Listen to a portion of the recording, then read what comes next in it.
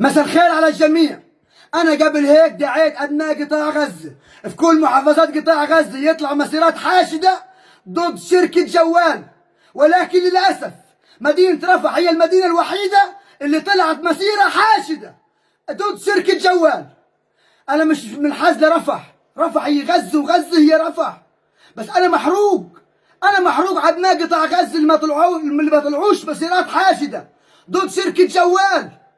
احنا الشعب، احنا اللي بنقول كلمتنا، احنا اللي بنطلع شركة جوال فوق في السماء، واحنا اللي بننزلها في 7 أرض.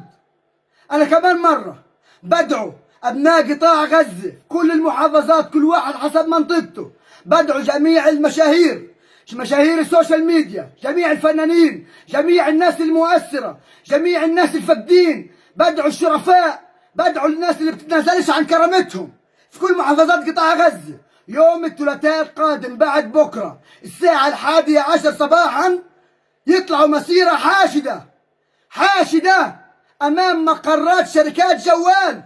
كما وأدعو مدينة رفح هنطلع يوم الثلاثاء الساعة 11 صباحا أمام مقر شركة جوال، مسيرة حاشدة.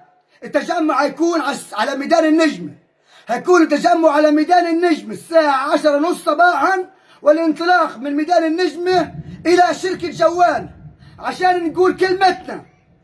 أنا كمان مرة بقول للشعب كله، انتوا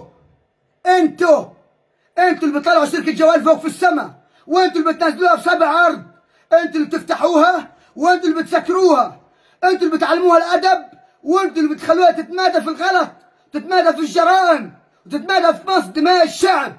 بدنا نطلع يوم الثلاث الساعة 11 صباحا أمام مقر شركة جوال عشان نقول كلمتنا، عشان نقولها إنه الشعب هو الزعيم.